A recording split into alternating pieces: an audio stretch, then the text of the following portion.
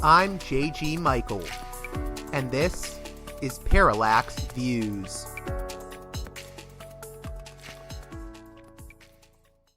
Hey there, Parallax Views listeners. As always, if you can, please consider supporting me on Patreon at patreon.com/parallaxviews. That's patreon.com/parallaxviews. $10 tier and above supporters get a producer's credit shout out at the end of each and every edition of Parallax Views. And if you're a $5 tier or above supporter, you get a monthly bonus show hosted by yours truly and my colleague C. Derek Varn. We usually go 3 hours or longer on those bonus shows, so there's a lot of meat on the bone if you're willing to shell out $5 a month. With that out of the way, on this edition of the program, we're going to be hearing from a guest that I was really excited to have on. In fact, I was kind of nervous when recording because I'm like, oh my gosh, I hold this person in such high regard. I'm talking about the very funny comedian, but also sharp, insightful, and smart political commentator, Kate Willett, who recently penned a piece in the New International magazine that caught my eye entitled Abundance, Big Tech's Bid for the Democratic Party. We're going to be talking about that article, and if you're unfamiliar with the abundance agenda, it's being pushed right now by figures like Ezra Klein, most notably, and it has a lot of big tech connections. So what does that mean, and what does that entail for the future of the Democratic Party? All that and more on this edition of the program. I think you're going to find this conversation fascinating. So with that being said, let's get right to it with Kate Willett.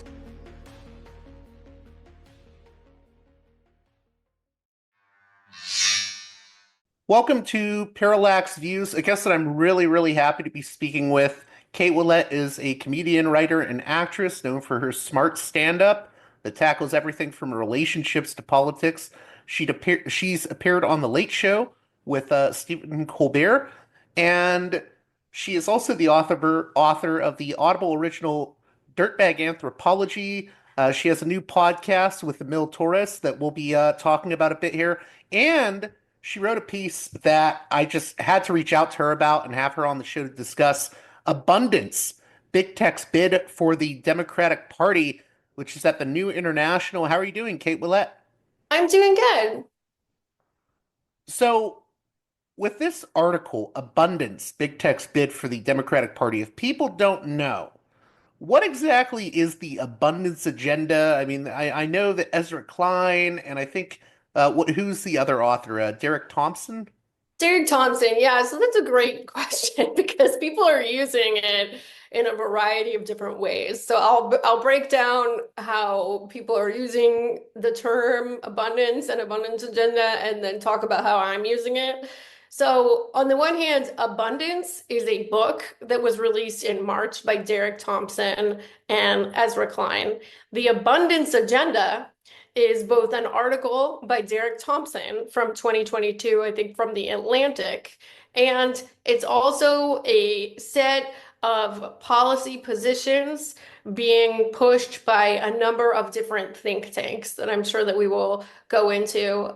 And beyond that, it's being used, the abundance agenda is being used as kind of a catch-all term for a new direction for the Democratic Party. And it's starting to get, I think, some traction, especially within centrist members of Congress. They just formed, I think right now they're forming an abundance caucus in Congress. I can't find out exactly who is in it yet. I'm not sure that that's public. This just came out yesterday. But, it's being promoted by a set of think tanks as a new direction for the Democratic Party. And these think tanks are, I think, hoping to function kind of like the Democratic Leadership Council, as in like, hey, we're gonna, we're gonna do a forceful takeover of Democrats with this sort of, this plan that we've laid out for a centrist future. Okay, so I mean, to me, this whole abundance agenda just screams, you know how there's that meme, fully automated luxury communism? I feel like this Yeah, is just fully automated luxury neoliberalism. This that is is sort of like the third way neoliberalism 2.0, maybe. I think that's 100% right. It is fully automated luxury neolibs. I think that a lot of the inspiration for the abundance agenda is coming from China. It's tech billionaires and also Ezra Klein and Derek Thompson and just people in the tech world asking, "Hey, why can't we be China? Why is China able to have a high-speed rail, these amazing EVs?" Like I think I saw that now with China, there's EVs that you don't even have to charge because they're solar powered through the windows, through solar glass, which is, it's like China has all this amazing stuff. And so basically, this is like tech billionaires in particular, people whose life centers around innovation, asking like, hey, is there a way that we could be China without having a Marxist-Leninist party? And this is kind of the speculation about that. If you were describing this whole abundance thing to someone who is not familiar with terms like neoliberalism, or they're just like my mom, she's not super political. She is a fan of your stand-up, though. How would you explain it to someone like my mom who is kind of like apolitical or not in the loop on everything? Well, so I mean, that's such a good question. I'm going to see if I can answer this concisely. I probably would take a minute to explain what neoliberalism is. And I probably would explain it like, hey, so through from the New Deal to the 70s, to Carter and Reagan, basically the thinking for the Democratic Party was, that they had to be a very pro-worker party and that they were going to, focus on, redistributing wealth to make sure that everybody had at least the basics of what they needed, like the New Deal and the Great Society. And they were also, really the relationship with labor unions was really important. But then with Carter, and then certainly way more with Reagan, the Democratic Party decided to become, and the Republican Party too at the same time, decided to really start focusing on deregulation, heavily influenced by the ideas of Milton Friedman that, what we want to do is get the market as free as possible. And, then the wealth from the top, the additional wealth that is created will then trickle down to those at the bottom. And this has been kind of the economic thinking, the primary economic thinking for, I mean, decades at this point. And the abundance agenda is a way of justifying, like, how can we sort of keep going with that type of system where the wealth and power are concentrated at the top. We don't really do that much for workers. A lot of people got pretty sick of that idea over the past decade. That's why Bernie Sanders got so popular, and people like AOC are so popular, and drawing crowds of tens of thousands of people. They need kind of a new sheen on neoliberalism. And you can't just say, like, hey, we would like to do the same thing that Bill Clinton did, right? I mean, like, Bill Clinton, he was successful, but he was successful in the time that he was in. Like, bringing Bill Clinton's politics back, in 2025 or 2026 or 28, people have seen the consequences of those politics over time. Bill Clinton, for example, really, decimated America's welfare system, public housing. And it's like, maybe things that sounded good to people back then, we've seen like, okay, the actual impact of that stuff now has been bad. So there needs to be a justification for like, why we would keep going with just more deregulation, why we would not do something like Medicare for all or build public housing so that everybody who can't afford a market rate unit has a place to live, and we don't have homelessness in the same way. And to me, the abundance agenda is like all that plus this kind of sci-fi is this sci-fi element that basically we're not going to need redistribution in the same way because what we will have instead is a future where there's just so much wealth that everybody will have enough. There won't be homelessness anymore because we'll have so much housing that housing will be really cheap. AI is going to generate a ton of wealth, and people are going to be able to relax because AI is doing most of the jobs, and somehow this wealth will be, distributed equally. They can't, I think that they can't say like, hey, we want like Bill Clinton politics again. They have to add something to it. They have to make it sexy, I guess, or sound sexy. Yeah, yeah. And I think also in addition to making it, just general neoliberalism sound sexy, there's a very specific tech element here, right? Tech billionaires, Well, I given was going to say, not to interrupt you, but that's where I wanted to go with you next because it's very interesting to me how you start the article, which is you talk about how Ezra Klein literally says that his sort of vision of the future, he wants to be like the counterpart of a Mark Andreessen. And Andreessen, as people know, is a Trump supporting venture capitalist, and I think it's very telling that he wants to see himself as like the counterpart to Andreessen, like the almost like the Andreessen for liberals, I guess. yeah, I mean, I think absolutely. I have been joking around calling him Lib Andreessen, but he is so basically something happens in 2024 where a bunch of tech billionaires, even tech billionaires who had opposed Trump in the past, all consolidated around Trump. And there's a few reasons why this happened.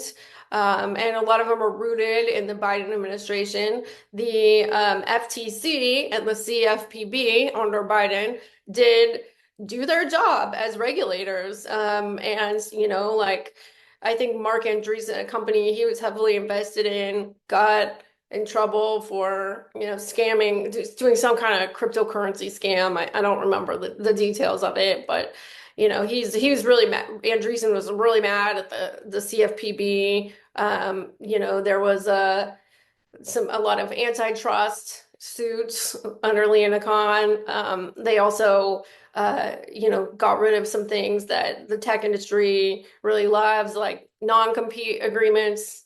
What those are is basically like, a company will force you to sign a contract that you can't work for a competitor, which is tough. It means that people can't change jobs to something related in their fields. And, non-compete agreements were banned as results of Lena Khan's efforts. And, there was just all this stuff that basically tech billionaires really didn't like. Maybe one of the Yeah, and things that that's is what's really, not to interrupt you, but that's what's really interesting about like Ezra Klein's framing of the left doesn't have enough of a vision of the future. Like people like Mark Andreessen has a vision of the future, and we need to be more like Mark Andreessen, or I want to be more like Mark Andreessen, but for the liberals. And it's like, well, Lena Khan had a vision for the future, didn't she? I yeah. mean, but he completely, he just sort of says no. I want to be with the tech billionaires. They're the future. Yeah. Well, I mean, okay, let's steel man Ezra Klein's position here, right? Okay. Because Yeah. Yeah. so we get all these tech billionaires going to Trump, include like longtime conservatives like Peter Thiel and people that used to vote Democrat in the past and donate to Democrats in the past, like, you know, um, I'm trying to like Sam Altman, okay? Like he spoke out against Trump in the past. And almost all the tech billionaires supported Trump this time, both because of the regulation under Biden and also because in terms of like the things that they want to do for AI, which is use an incredible amount of energy that doesn't even exist yet. Like it's better for them to have a president who does not even believe in climate change, right? So someone like Ezra Klein, who is really close to Silicon Valley, Derek Thompson, and even more, this billionaire named Dustin Moskowitz, who is the funding behind almost every abundance agenda initiative, him and this other billionaire, Patrick Collison. But Dustin Moskowitz, he is one of the co-founders of Facebook. And if you look at his Twitter, he's like, he's like I'm a cool progressive billionaire. I don't like this sort of fascist thing that my fellow tech billionaires have going. And, I think this could be like an attempt, and it probably is an attempt from the remaining Democrats in Silicon Valley, especially Dustin Moskowitz, and those like Ezra Klein, who are they're not billionaires, but they're in this community and they're in this milieu to say like, okay, what can we like, what's our vision for Silicon Valley that could bring people back to the Democratic Party, get them away from Trump so that we don't have fascism? And, I'm sure like there's something benevolent about the motivation, even though I don't personally like what they have done, because I don't think that the country should be run by Silicon Valley at all. Well, that's the problem, right? Is it's almost like with this abundance agenda stuff, it's like, well, Silicon Valley will own both parties if the abundance agenda sort of succeeds.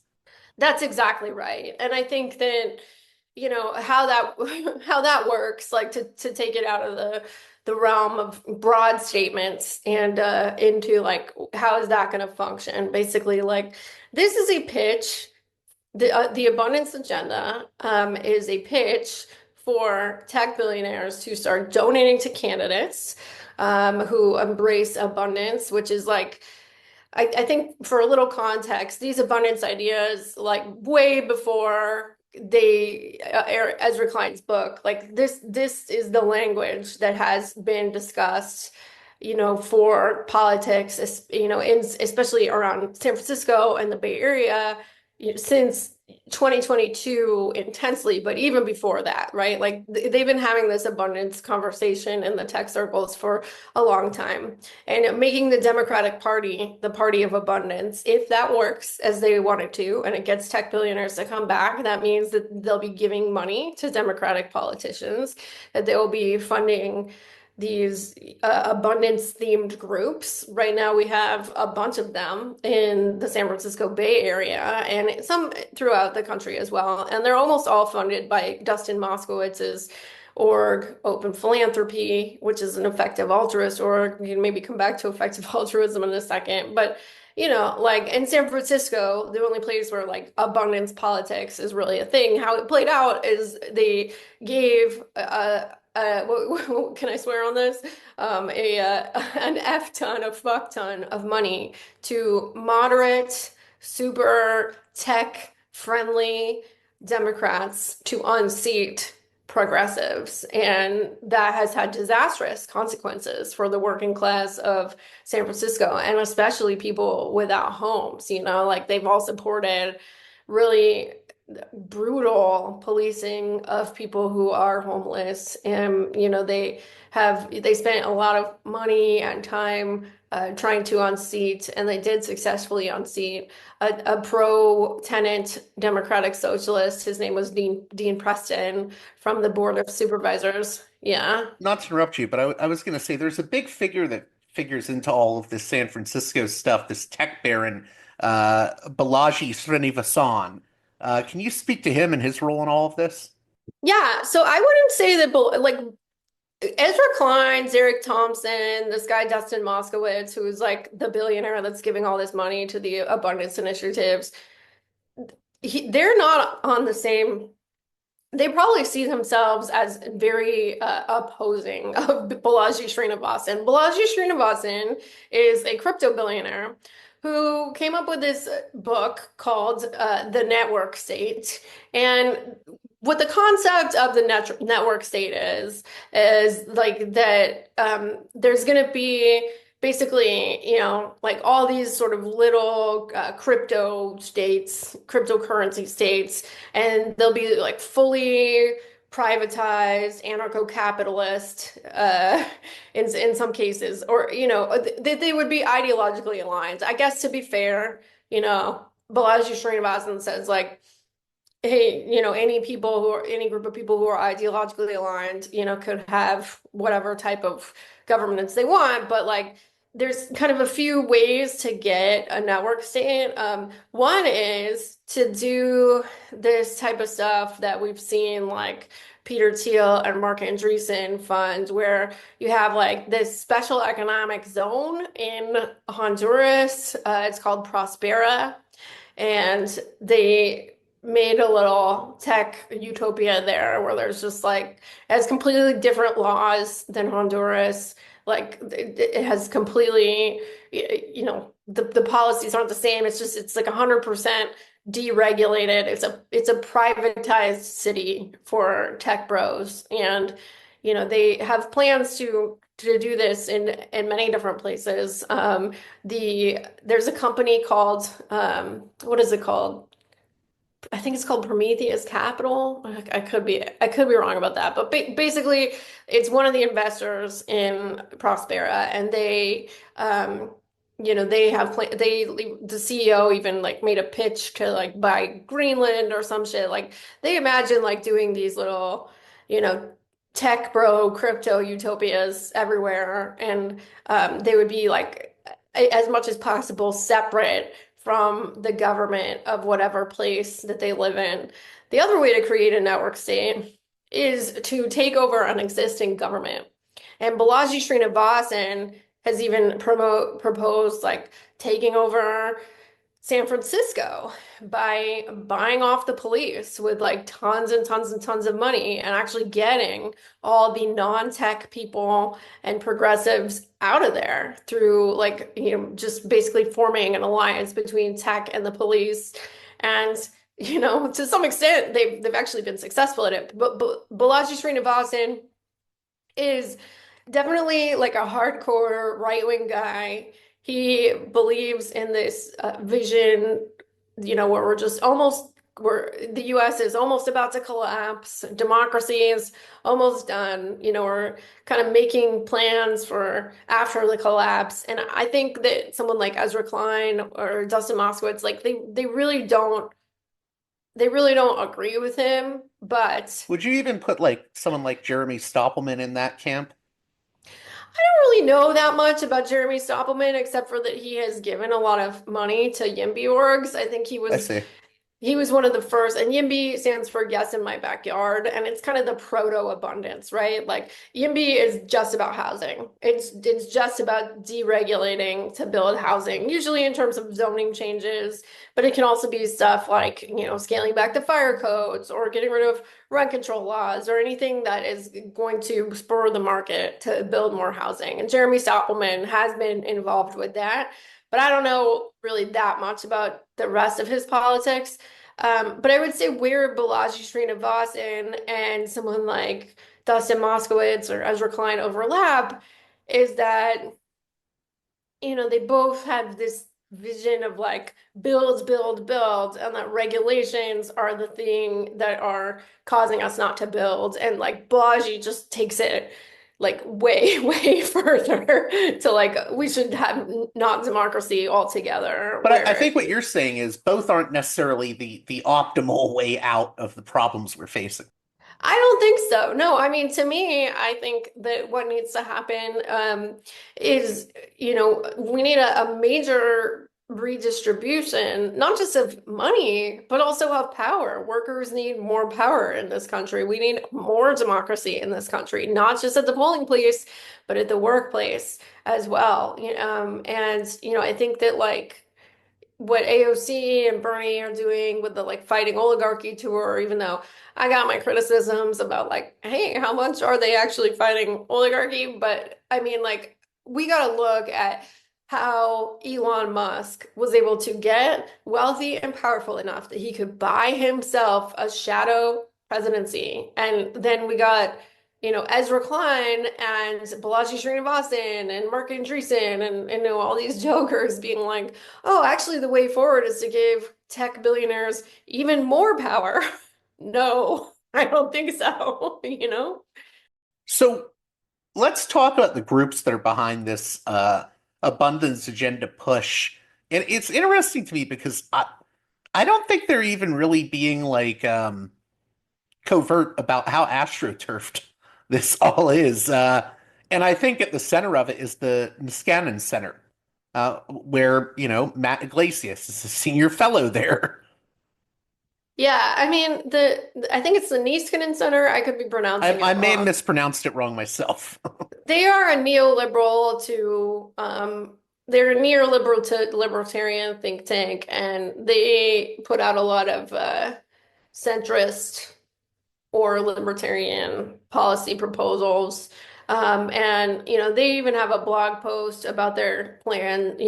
Here's how we're going to astroturf the abundance faction. We're going to build a constituency for abundance that does not exist, and it's going to be center-right Republicans who are disenchanted with Trump. It's going to be pro-growth moderate Democrats, which it's like, okay, pro-growth, like, what does that mean? It could mean good things. It could mean really bad things. What are we growing, And I forget what the other group was. I can actually like pull it up in a second. But it's worth noting that there are sort of two lines of thinking on this. Like Derek Thompson, at the Abundance Conference, he really was, like, we got to build a constituency for this. We have to build a popular movement to support these policies, and by these policies, they mean like a wide variety of things that we can, get into.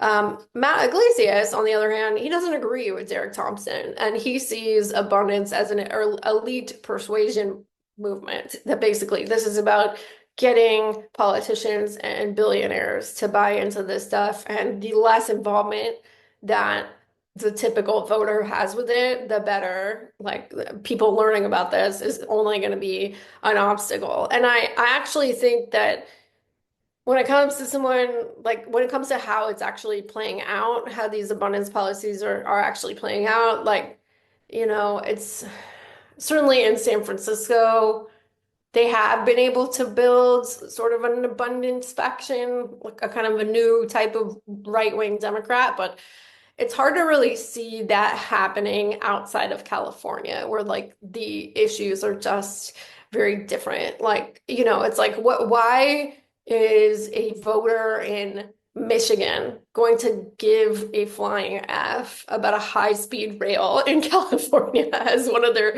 animating political issues? Like you say to someone in New York that like, oh, what we got to do is like give real estate more power. Well, okay, real estate owns this city. Real estate put Eric Adams in office. Like, for the most part, they get what they want. Like, are there areas that we could rezone?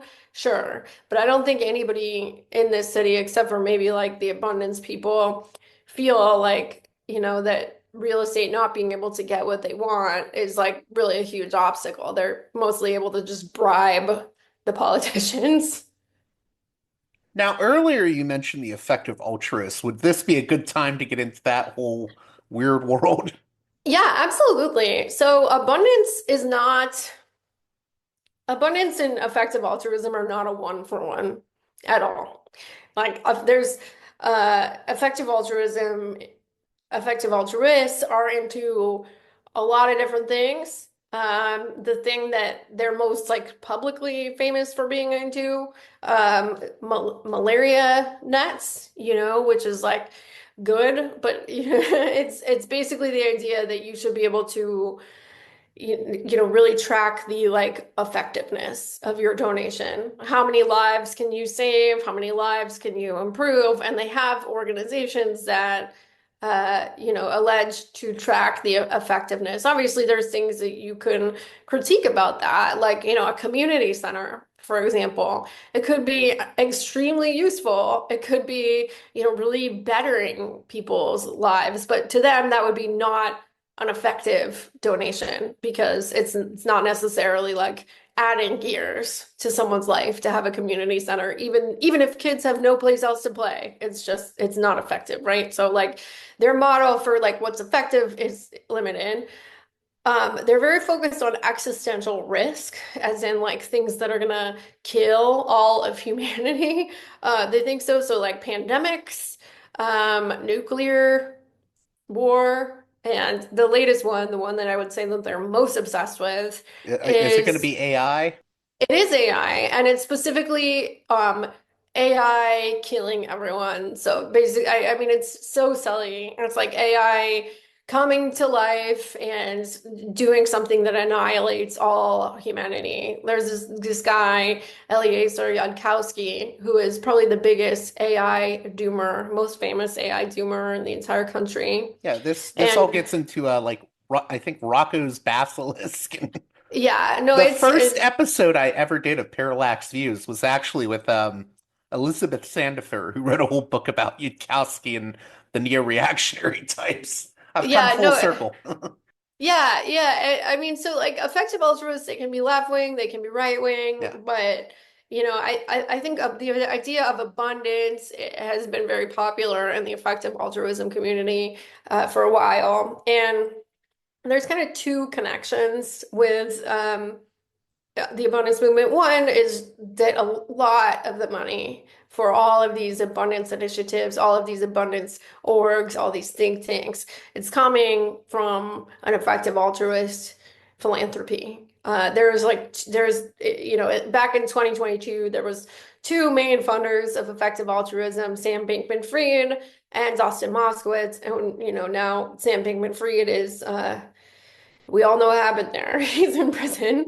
So now it's really just Dustin Moskowitz, and abundance is a real passion of his. And then like the other kind of more nebulous connection is that effective altruism, it appeals to tech people because it's very utilitarian. Like the thing that a lot of tech philosophies, ideologies have in common is that they're sort of just utilitarianism again, and that's kind of what effective altruism is.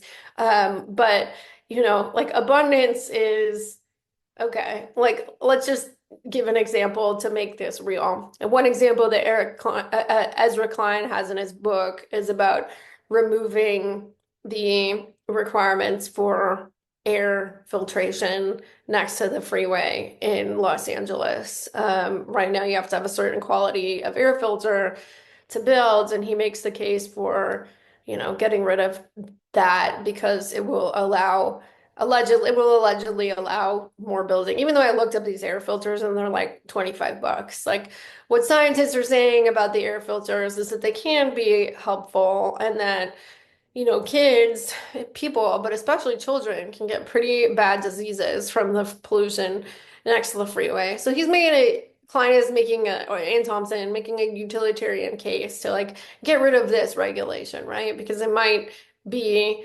ultimately more beneficial to like have more housing and not have it be delayed in any further way by this law. So it's like we're sacrificing something that, hey, it might be important, but like in terms of the amount of good that will be done in the long run if we sacrifice that thing, so it's just like there's just a lot of things that, aren't super just 100% mathematical ethics. Like, there was a big argument with like abundance people online this week is like they really want they seem to be mobilizing to get rid of a community garden in Harlem. And it's like because it would be housing would be a better use of it in their opinion, even though like it's a really small lot. It's like how much housing could really go there, and it's also like, dude, I don't know, like there's something fucking weird and creepy about a bunch of white guys in San Francisco telling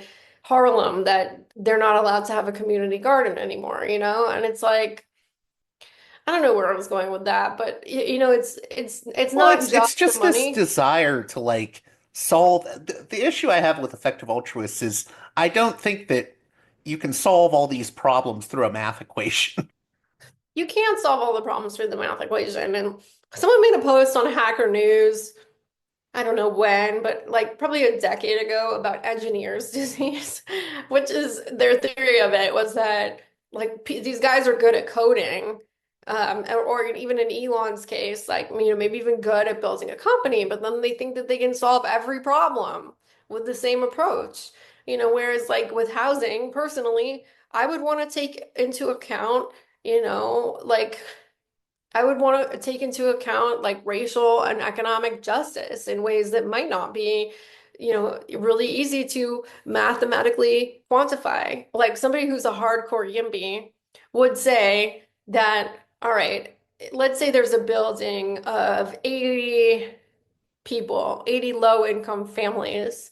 And, the landlord wants to get rid of that building, bulldoze it, and then they're going to make a new building that 110 people can live in, but it's going to be all studios and it's going to be really expensive. Like to the abundance person, like that's still a win because you got a higher number of people there, right? But like to me, I'm like, okay, but like some of the people that you bulldozed out of their housing, like they're not going to be able to find other housing. Like they're homeless now, or they have to leave the city. Maybe they have to leave a community that they've lived in for years. And there's kind of there's I don't want to say intangibles because a lot of it's very tangible, but like there's things that have to be taken into consideration, in my opinion, that are taken into account by traditional housing justice orgs, but the abundance people like do not give a fuck. So one thing that's really interesting, I know you took great pains to say, well, a Moskowitz is very different than, say, a Peter Thiel, but it does seem like there's this weird sort of well, with the Ezra Klein book, Abundance. I mean, he goes to great lengths to be like, the left is the problem. We have more in common with the right in this way and that way. There seems to be this sort of alliance going on, and you talk about this a bit in the section called Stopping the Progressives. Can you speak to that more? Yeah, I think that like abundance liberals, their vision for a good government is still really technocratic. There's aspects of it that are undemocratic. It's not populist. It's explicitly against populism. It's against progressivism. Peter Thiel would take that all the way to the point of saying like freedom and he's this real thing he said, freedom and democracy are no longer compatible. And someone like Curtis Yarvin, who he's into, I know you mentioned like talking about like neo-reactionary stuff, like Curtis Yarvin, Mark Andreessen's really into him.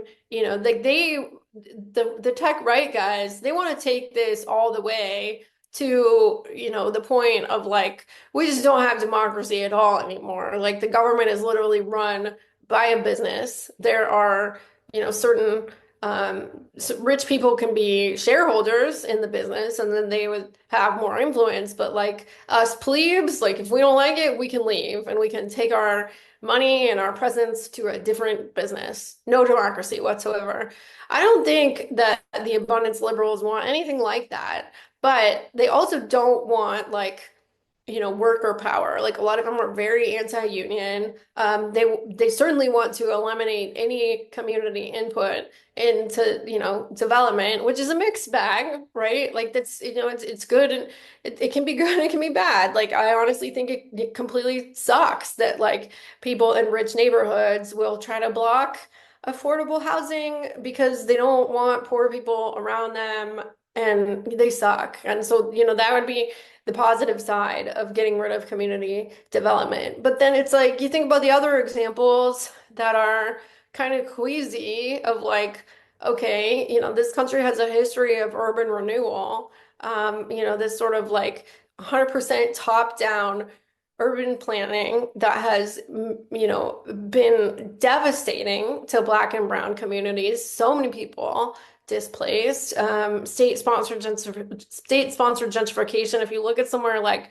New Orleans, they use the hurricane to just remake that city. And this idea that the people who live in a community don't get a say whatsoever in what happens to their community, I think becomes actually really problematic when you think about, how that has been used in the past. And like, if I was going to critique my own opinion, like if I was going to be like a left abundance person thinking about that, I would say like, okay, well, like, have these marginalized communities like gotten a say anyway, and it's like, well, really, no, not enough. Like, this the kind of urban planning as violence has happened again and again to marginalized communities, and maybe getting rid of community input could potentially sort of balance the scales. However, I think that the idea of just getting rid of it altogether is not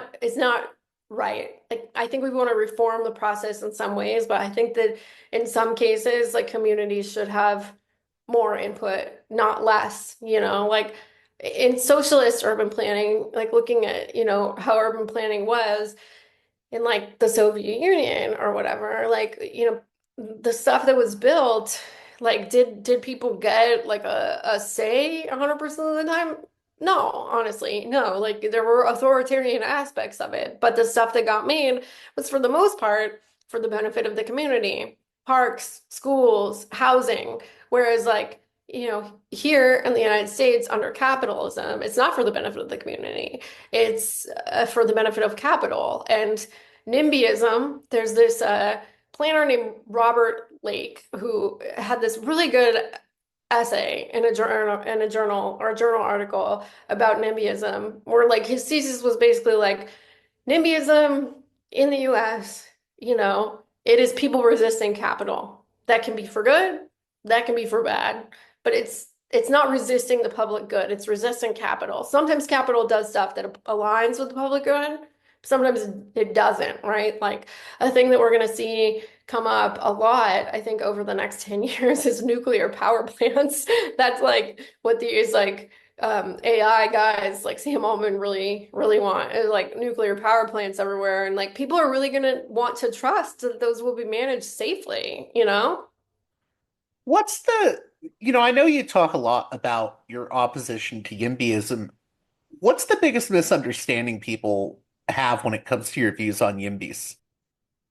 I think the stupidest one is that I hate housing.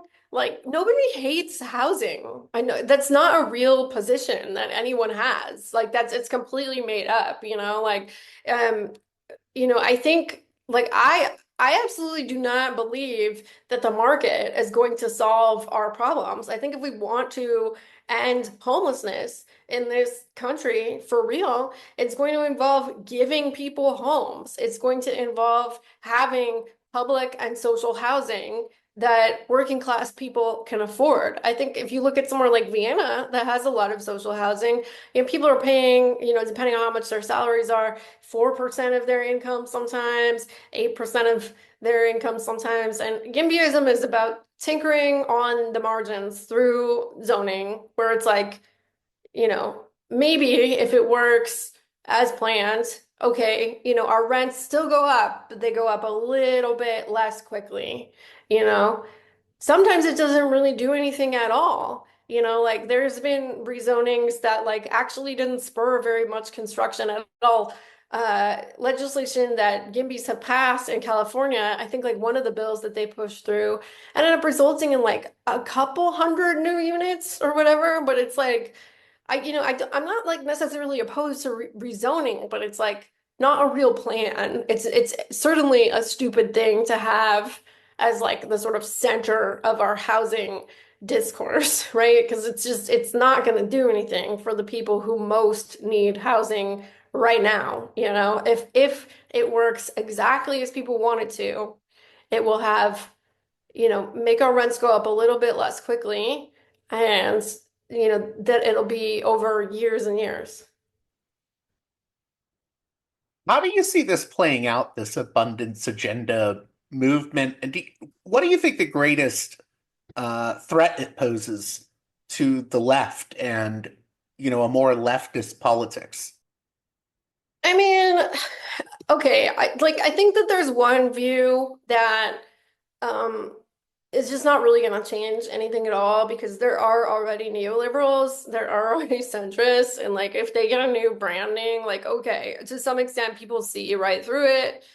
you know I think the biggest risk is that these tech billionaires, they do come back to the Democratic Party, people like Mark Andreessen, and they start investing in candidates who are, w willing to do their bidding. And like, I mean, to some extent, that's already happening, right? Like we see people like Adam Schiff, who's taken a lot of crypto money and like surprised he's like pro crypto, and like Richie Torres and stuff like that. But the worst thing that could happen with this abundance agenda is that it goes exactly the way that these couple remaining liberal tech billionaires wanted to, and their friends and colleagues come on back to Dems, and we never see someone like Lena Khan again. We never see an active CFPB again. We don't see these antitrust lawsuits. Like, it's just a party that's pandering to Silicon Valley.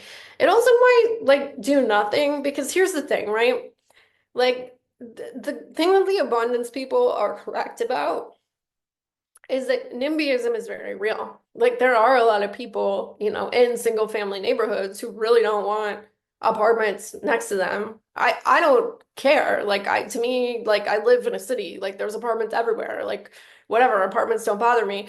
But in general, like a lot of moderate Democrats in this country, a lot of center right people, they do live in these kind of like wealthier single family neighborhoods, and like the chances of them embracing like this energy and housing deregulation plan, it's like pretty much zero. Like you think someone who like lives in Westchester is going to want a nuclear power plant and a bunch of like new apartment buildings next to them? No. Like, and you know what? Honestly, I don't care what I have like no side of this really. It's just it's capital. It's shitty rich people versus shitty rich people. But I would say for what the abundance people are trying to accomplish, like with some modifications, their natural allies are the left.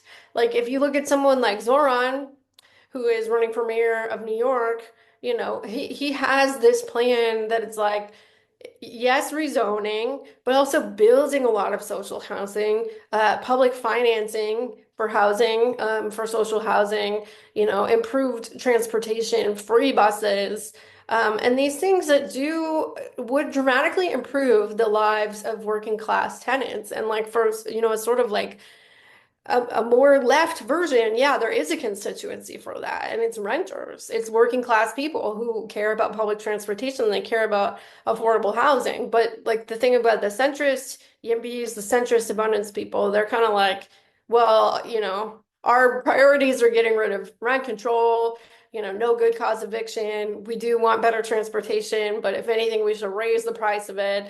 And their main goal is like to get leftists and progressives out of office. So it's kind of like, who is this for? Like I don't think that I was there's gonna joke. It's almost like is this abundance or is it austerity rebranding? yeah, I mean it is austerity rebranded in some ways. If you think about like, okay, like is the biggest obstacle to housing really that like people living next to the freeway get an air filter in their house, a fucking $25 air filter? Like if you can't have a $25 air filter, yeah, that's austerity. It's not abundance. I mean, it's abundance for the rich, but for the rest of us, it's not very abundant. Before we close out here, what do you think of the Fight the Oligarchy movement that AOC and Bernie are heading up, and the, regular everyday people, nurses and other workers and unions? How do you think they're going to stand up to this? I mean, like, I'm glad that Bernie and AOC are doing that tour. It is great to see all those people throughout the country coming out because they reject Elon Musk, they reject Doge, they do not want our government to be controlled by billionaires, and they are on the right track. Like, the question is like, how do we mobilize those people towards something enduring, something that, is actually going to fight the oligarchy, like we're trying to keep Andrew Cuomo out of office in New York. He is the oligarchy and he's a sexual predator. And AOC has not endorsed Zoran, So it's like, well, how much do you want to fight the oligarchy? What does it really look like? Like she has said that she's not going to back primary challengers to Democrats anymore. And so I'm just like, I think their vision for Bernie and AOC is like fight the oligarchy without ever fighting Democrats, which is like, sorry, the oligarchy is bipartisan. So I do think that the people who are showing up to those rallies, have their heart in the right place, and probably a lot of them are going to do amazing stuff in their communities or already are doing amazing stuff in their communities. Maybe some of those people are going to run for office, but with AOC and Bernie, it's tough because they want to fight the oligarchy, but do they want to fight it enough to like go to bat with Andrew Cuomo, Hakeem Jeffries, Chuck Schumer? Let's see. I'm not 100% sure either way, but I've been disappointed more than a few times now. How much do you think it's going to be maybe people outside of the Democratic Party that are going to be leading the sort of fight against both the tech right and the sort of abundance agenda? What I mean by that is I think we're seeing a resurgence or have in the past few years of unions, and I think that's going to play an important role in things. Yeah, I'm glad you brought up unions. That makes me think about Jared Polis, Governor Jared Polis. He is a hero of the abundance agenda. And Colorado has, one of the most difficult laws in the country in terms of forming a union. You actually have to have two votes. The first one, 50%, you got to get to 50%. But then I think there's a second vote needed.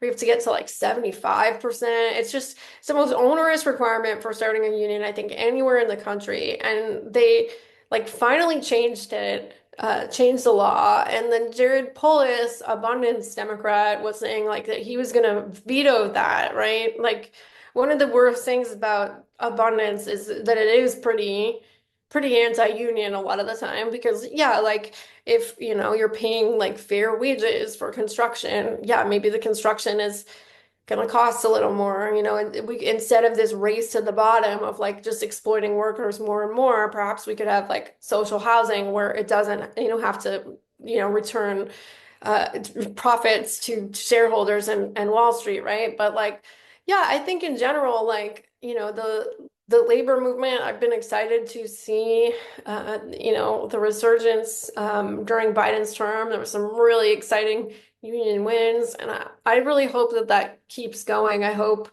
even though there's probably a lot of people in unions do vote Democrat, you're right, it's a separate thing. It's, it's not electoral. And, I think especially with like, 2 years almost, or a year, before there will be an opportunity to like vote on a lot of things, like, we got to be doing that other stuff, not just unions, but, direct actions. Tenant organizing is one of the most important things for housing.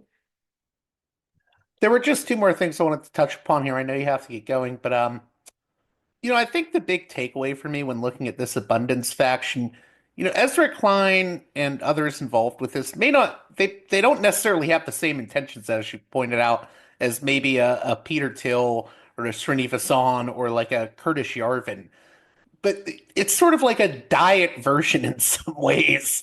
Um, and it's like it's less bad, but also okay, maybe an abundance Democrat gets into, you know, the White House.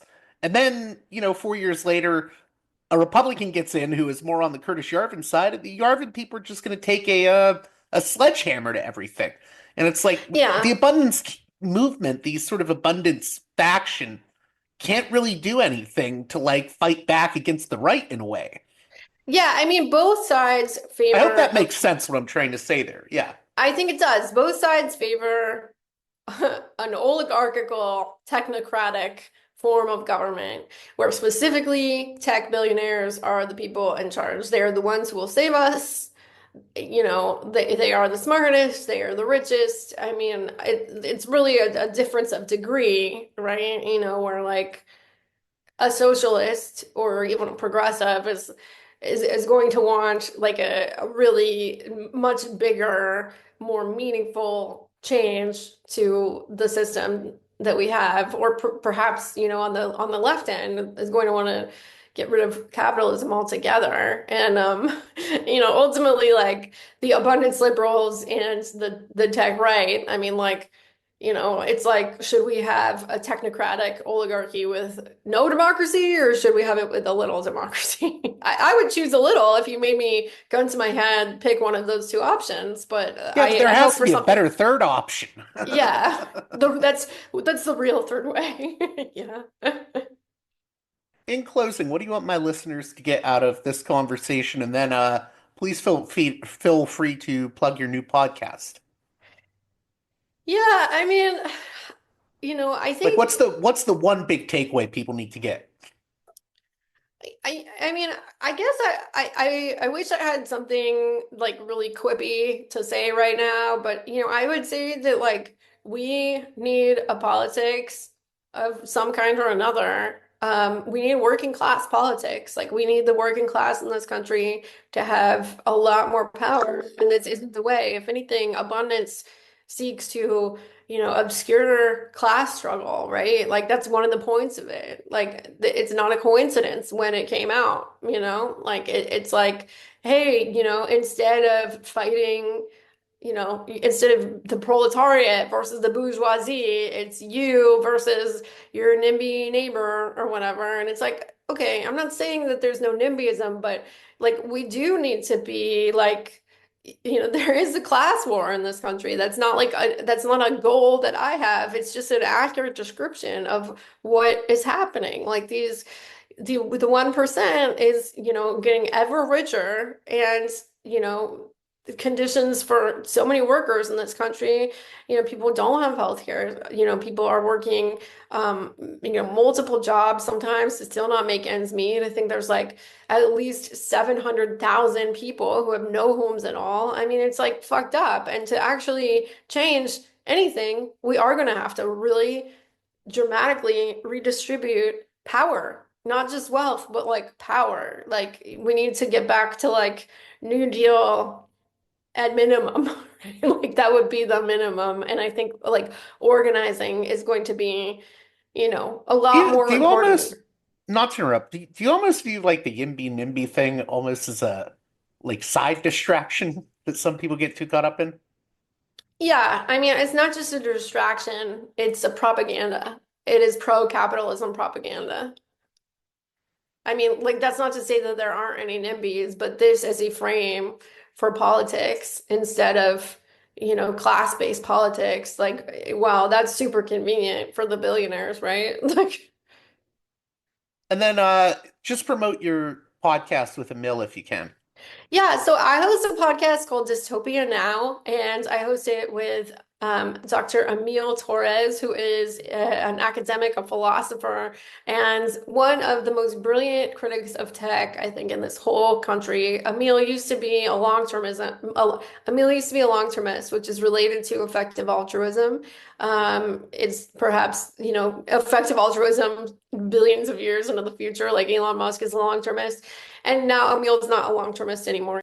They're one of the biggest critics of long-termism in the country. And so each week we go through a different ideology that is popular in Silicon Valley or a specific billionaire, and we talk about what their ideology is. Like we did a two-part series on Sam Altman. We have a couple episodes on the abundance agenda. We also have we just did one on right accelerationism with Nick Land and Curtis Yarvin. And I think for people who are interested in the way that tech billionaires are trying to influence our country and what their vision is, it's an interesting podcast. I hope you check it out.